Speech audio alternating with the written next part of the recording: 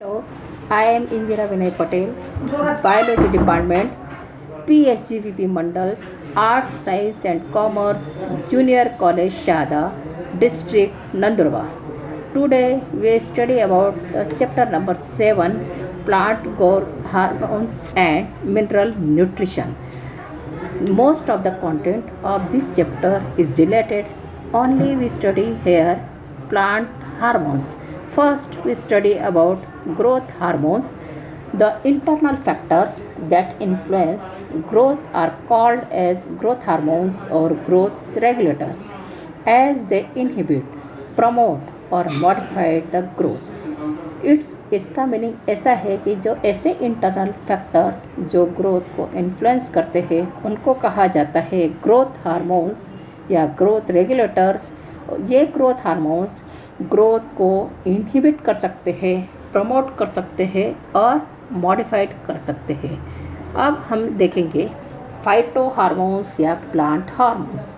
According to Thimann and Pincus 1948, plant hormones are organic substances produced naturally in higher plants affecting growth or other physiological functions at the site remote from its place or of production and active in very minute amount.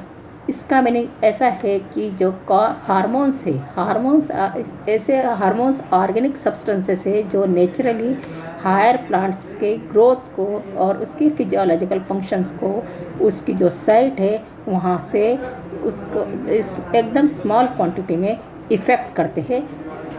उनको कहा जाता है plant hormones.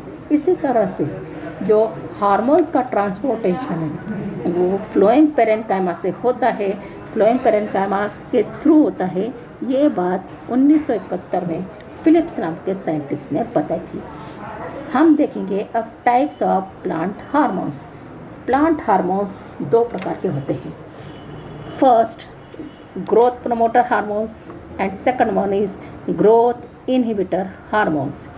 Growth promoter hormones जो growth को बढ़ाने का काम करते हैं, ये तीन प्रकार के हैं। फर्स्ट है auxins, second one is cytokinins, third one is gibberellins and next one growth inhibitors hormones ethylene and abscisic acid. अब आगे हम देखेंगे प्लांट ग्रोथ हार्मोन्स को इस फिगर के द्वारा देखते हैं। इस फिगर के अंदर यदि देखा तो उनकी जो एक्टिविटी है वो अलग अलग तरह की है। जैसे साइटोकाइनिन्स और जिबरेलिक एसिड सेल डिवीजन को कंट्रोल करते हैं। सेम वे में ऑक्सिन और जिबेरेलिन्स स्टेम के इलॉन्गेशन के जो प्रोसेस है उसको कंट्रोल करते हैं। फ्लावरिंग के इनिशिएशन को फ्लावरिंग हार्मोन्स मदद करते हैं। सेम वे में जो यंग फ्रूट्स रहते हैं उनकी ग्रोथ को साइटोकाइनिन हार्मोन कंट्रोल करता है। फ्लावरिंग के फ्रूट का जो राइपनिंग होता है उसमें इथिलीन नाम का हार्मोन मदद करता है। इसी तरह से फ्रूट के मैच्योरेशन पर एक लेयर बनती है, उसको कहा जाता है एब्सिशन लेयर। वो एब्सिशन लेयर को बनाने में इथिलीन हार्मोन मदद करता है। रूट के ग्रोथ में यहाँ पर नीचे की तरफ जाने के लिए ऑक्सिन हार्मोन मदद करता है। आगे हम देखेंगे ऑक्सिन्स की जो डिस्कवरी है अलग अलग साइंटिस्ट ने किया हुआ था। उसमें पहला नाम आता है चार्ल्स डार्विन। चार्ल्स डार्विन ने 1886 में ट्रॉपिज्म की स्टडी कर रहे थे। तब उन्होंने कैनरी ग्रास में के कैलप्टाइल को यूनिडायरेक्शन लाइट के ऊपर एक्सपोज किया तो उन्होंने देखा कि ये जो लाइट है ऑब्जर्व किया कि जो ग्रोथ हार्मोन है, ग्रोथ स्टिमुलस है, वो कोलेप्टाइल टिप के अंदर डेवलप हो गई थी और ये डेवलप होने के बाद ग्रोथ जोन की तरफ स्टिमुलस ट्रांसमिट हुए। इस कारण से कोलेप्टाइल लाइट की तरफ बेंड होता गया है। ये शो करता है कि प्लांट टिप के अंदर जो ग्रोथ लाइट की तरफ ग्रोइंग हुआ तो वह एक सब्सटेंस ग्रोइंग हार्मोन्स के कारण ये हो रहा है। और जैसे इस फिगर के अंदर हम देख रहे हैं कि जो कोलेप्टाइल है, कोलेप्टाइल बेंड हो रहा है क्योंकि लाइट की तरफ उसको एक्सपोज किया। जब टिप को हमने निकाल दिया तो वो टिप के कारण वहाँ पर ग्रोथ की बेंड यानी जो बेंडिंग है स्टेम की वो नहीं होती है। जब उसको कैप से लगा दिया तो भी उसकी बेंडिंग वहाँ पर नहीं होती है। सेकंड जो साइंटिस्ट थे आगे के बॉयसन एंड जेनसन, उन्होंने 1910 के अंदर एक्सपेरिमेंट किया, कोलेप्टाइल टिप को कट किया और कट करने के बाद उनके स्टेम जो कट स्टेम है और जो कोलेप्टाइल टिप थी उनके बीच में जेलेटिन पेपर को इंसर्ट किया। और उन्होंने जब ऑब्जर्व किया कि तो जो लाइट है, जो कोलेप्टाइल टिप है वो लाइट की तरफ जा रही है, जैसे फिगर के अंदर हमको दिख रहा है। देखिए फिगर के अंदर यहाँ पर जो टिप है, टिप को रिमूव किया हुआ है, जिलेटिन पेपर उसमें इंसर्ट किया है और जब उसको देखा तो वो जो टिप है वो लाइट की तरफ बेंड हो रही है।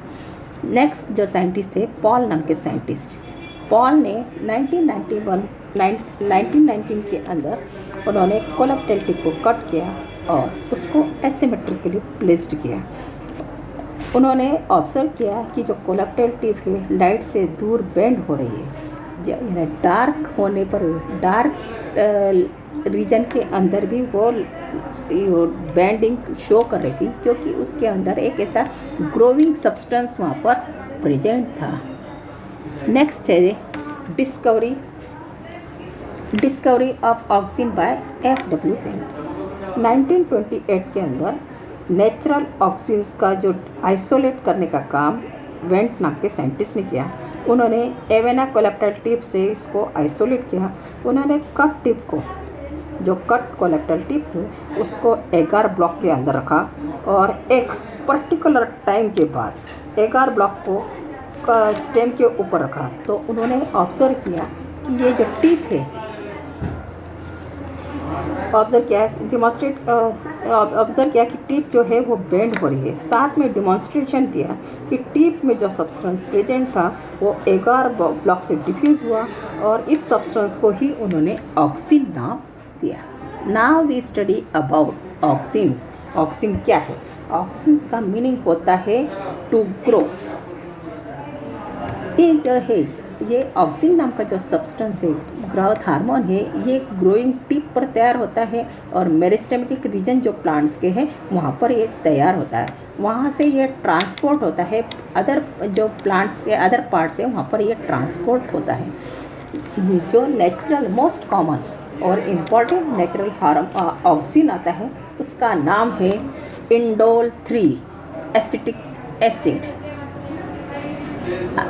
आगे देखते हैं हम कि जो इंडोल एसिटिक एसिड है उसका जो प्राइमरी प्रीकॉजर या पूर्वज है वो है ट्राइप्टोफेन नाम का सब्सटेंस। और ये फर्स्ट हार्मोन से जो प्लांट के अंदर डिस्कवर्ड हुआ और इसके कारण ये जो प्लांट के अंदर डिस्कवर्ड हुआ, ये हार्मोन सेल इलांगेशन में मदद करता है। ऑक्सीजन का जो ट्रांसपोर्ट है हमेशा पोलर रहता है। पोलर जहाँ से यानी पॉइंट ऊपर का टिप से ट्रांसपोर्ट होता है बेसिपिटल डायरेक्शन में, नीचे की तरफ जाता है और इसको कहा जाता है basipetal transport.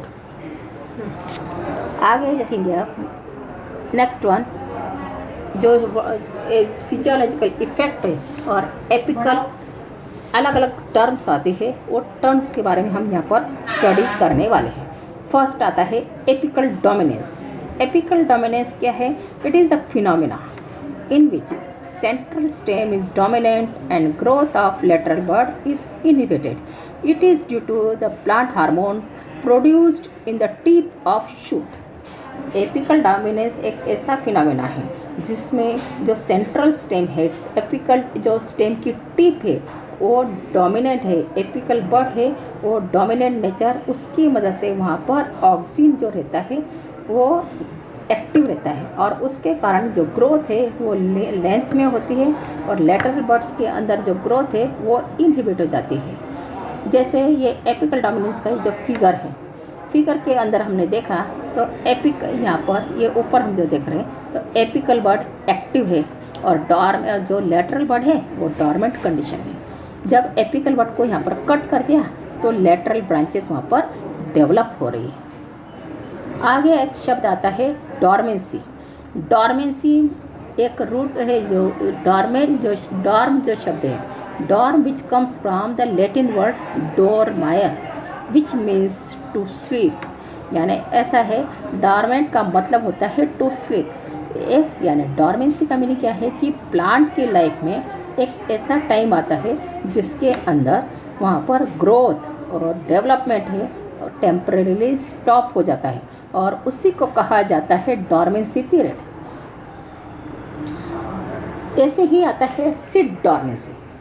Seed dormancy can be defined as the inability of viable seeds to germinate even under suitable condition is known as seed dormancy। यानी सीड डॉर्मेंसी का मीनिंग है कि ऐसी कंडीशंस आती है सीड के अंदर जो यानी वायबल सीड रहता है उसके अंदर जर्मिनेशन की इनएबिलिटी रहती है इवन अंडर सुटेबल कंडीशन, उसी को कहा जाता है seed dormancy.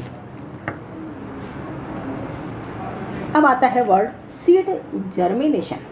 Seed germination is a process in which dormant embryo of seed resumes metabolic activities and grow to produce a seedling। Seed germination एक ऐसी प्रोसेस है जिसमें डॉर्मेंट एम्ब्रियो जो सीड का रहता है जो उसकी मेटाबॉलिक एक्टिविटी रेज्यूम्स हो जाती है वो स्टार्ट हो जाती है और उसके कारण आगे चलकर सीडलिंग का फॉर्मेशन वहाँ पर होता है। जैसे हम मूंग वगैरह है, मट वगैरह है, चने वगैरह है, इनको जब रात को भिगा देते हैं तो सुबह वो फूल जाते हैं और उसके अंदर से जो कोम निकल जाते हैं तो वो होते हैं due to the process of germination, उनको कहा जाता है जर्मिनेटिंग सीड्स। अब सीड जर्मिनेशन ये फिगर के हिसाब से भी हम देख सकते हैं। जैसे ज़मीन के अंदर जब सीड लगाया तो एम्ब्रियो दिख रहा है हमको, ये एम्ब्रियो डॉर्मेंट कंडीशन में जब पानी वगैरह दिया जाता है इम्बिबिशन की प्रोसेस होती है, सीड कोट ब्रेक डाउन होता है और उसमें से रूट सिस्टम यानी रेडिकल से जो रूट सिस्टम डेवलप होता है, रेडिकल जो पार्ट रहता है एम्ब्रियो का उससे रूट सिस्टम डेवलप होता है और जो प्लूमल पार्ट है उससे शूट सिस्टम डेवलप होता है। तो आगे चलकर जब देखते हैं तो ये ज़मीन में दिख रहा है और ये जो सीडलिंग तैयार हुआ है ये सीड जर्मिनेशन की जो जर्मिनेशन हुआ सीड का उस प्रोसेस से सीडलिंग का फॉर्मेशन होता है। आगे आता है next one parthenocarpy. Parthenocarpy is the development of fruit without fertilization। The fruit resembles a normally produced fruit but is seedless। Varieties of the pineapple, banana, cucumber, grape, orange, grapefruit, persimmon and breadfruit extremely naturally occurring due to the process of parthenocarpy. तो parthenocarpy का meaning होता है कि ऐसे fruits जो develop होते हैं without fertilization, यदि फर्टिलाइजेशन की प्रोसेस नहीं होगी तो सीड्स का फॉर्मेशन नहीं होता है। तो ऐसे फ्रूट्स के अंदर सीड्स वगैरह नहीं मिलते हैं, सीडलेस फ्रूट्स जो तैयार होते हैं वो पार्थेनोकार्पी प्रोसेस की मदद से तैयार होते हैं। जैसे हम देखते हैं नेचुरली जो प्रोसेस पार्थेनोकार्पी शो कर सकते हैं प्लांट्स, जैसे पाइनएप्पल है, बनाना है, कुकुम्बर है, ग्रेप्स है, ऑरेंज है, ये फ्रूट्स सीडलेस फ्रूट्स है और ये तैयार होते हैं पार्थेनोकार्पी प्रोसेस से। अब आगे चलकर हम देखने वाले हैं कि फिजियोलॉजिकल इफ़ेक्ट। फिजियोलॉजिकल यानी जो डिफरेंट लाइफ, फिजियोलॉजी का मीनिंग होता है different life processes. Different life processes जैसे रेस्पिरेशन है, डाइजेशन है, फोटोसिंथेसिस है, ये सब है प्रोसेसेस, एब्जॉर्प्शन है वाटर, ये सब प्रोसेस इनको कहा जाता है फिजियोलॉजिकल प्रोसेसेस जो लाइफ के लिए, जो प्लांट लाइफ के लिए इसेंशियल है। अब ऐसे ही प्रोसेसेस में यूज़ होता है ऑक्सीजन का और ऑक्सीजन वहाँ पर कौन सा रोल प्ले करता है वो चीज़ें हम यहाँ पर देखने वाले हैं। फर्स्ट वन, पहला इफ़ेक्ट जो फिजियोलॉजिकल इफ़ेक्ट होता है वो होता है सेल एनलार्जमेंट, यानी जो प्लांट्स के अंदर जो सेल्स वगैरह है उसमें ऑक्सीजन सेल की साइज को बढ़ाने का काम करता है, डिवीजन नहीं है, सेल के एनलार्जमेंट को बढ़ाने का जो काम करता है, सेल को एनलार्ज करता है, वो होता है ऑक्सीजन की मदद से। इसी तरह से second function apical dominance. Apical dominance में जहाँ पर जो ऑक्सीजन है वो स्टेम टिप पर मिलता है, स्टेम टिप पर वहाँ पर जब मिलता है तो जो स्टेम की वहाँ पर ऑक्सीजन जब एक्टिव हो जाता है तो जो स्टेम की ग्रोथ है वो लेंथ में होती है, लेकिन उसी टाइम पर लैटरल बड्स की ग्रोथ स्टॉप हो जाती है, इनहिबिट हो जाती है, और इस फिनोमेना को कहा जाता है एपिकल डोमिनेंस। और ये होता है एपिकल डोमिनेंस ऑक्सिन के प्रेजेंस होने के कारण होता है। नेक्स्ट वन हम देखने वाले हैं ऑक्सिन जो है stimulates growth of stem and root. जो ग्रोथ है ऑक्सिन स्टिमुलेट करता है स्टेम और रूट की ग्रोथ को। इसी तरह से ऑक्सिन जो चौथा फंक्शन जो फिजियोलॉजिकल इफेक्ट है, ऑक्सिन इंड्यूस करता है मल्टीप्लिकेशन ऑफ सेल्स। सेल को मल्टीप्लाई करने में, एक सेल से दो सेल, दो सेल से चार सेल, उसको कहा जाएगा मल्टीप्लिकेशन।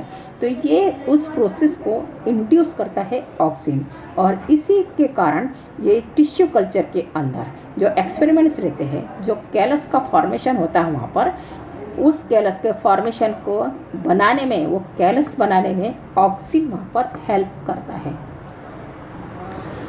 आगे का जो है फंक्शन फिजियोलॉजिकल इफेक्ट है, it stimulates formation of lateral and adventitious roots.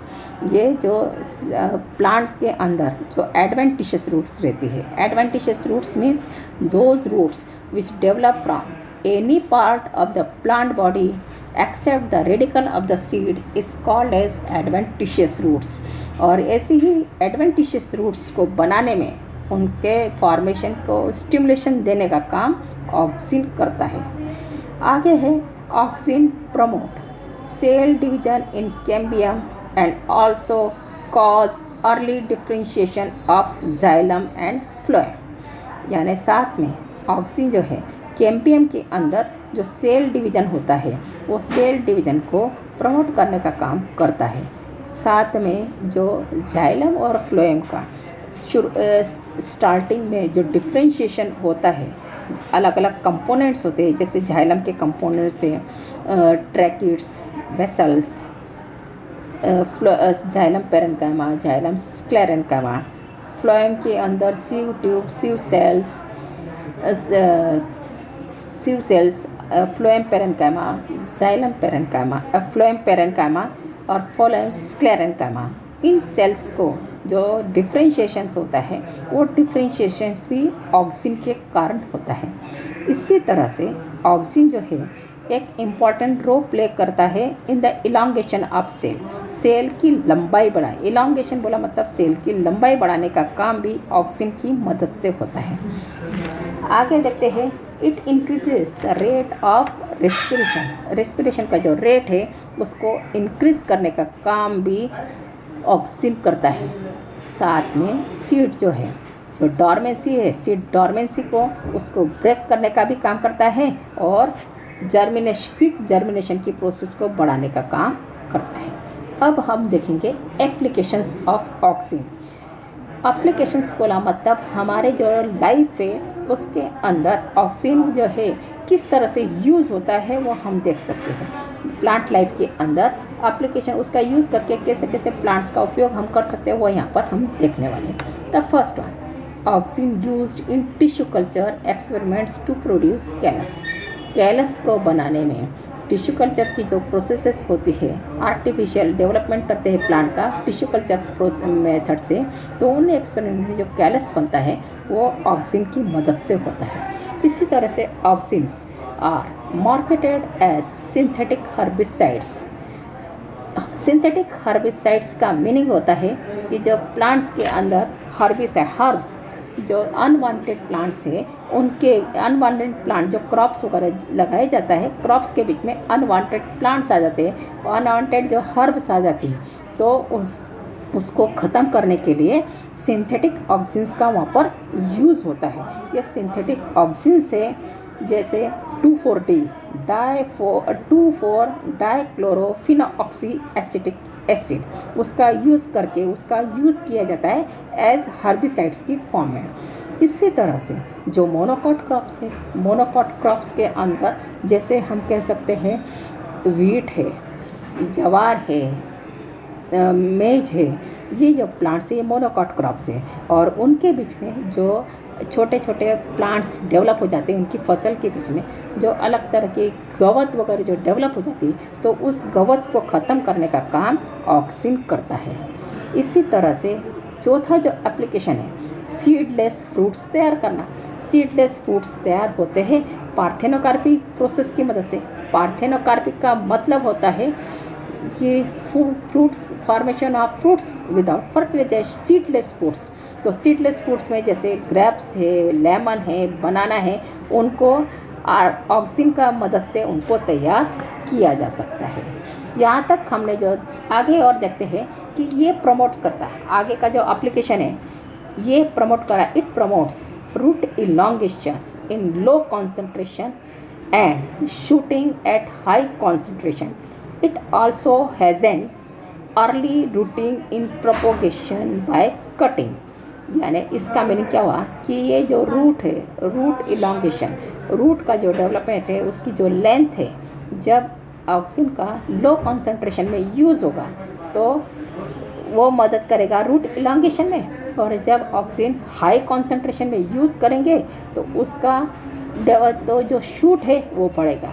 इसी तरह से जो कटिंग है, कलम वगैरह जो हम प्लांट्स के लगाते हैं, जैसे गुलाब वगैरह की कलम लगाते हैं, कटिंग करके स्टेम कटिंग ज़मीन में लगाते हैं, तो उस टाइम पर उनके अंदर जो रूट्स वगैरह का डेवलपमेंट करने के लिए ऑक्सिन के अंदर वो प्लांट की जो यानी कलम वगैरह है उसको डाल देते हैं, उसको डिप कर देते हैं, और उसके बाद जब हम उसको लगाएंगे उस कलम को, तो वो वहाँ पर रूटिंग जल्दी होती है।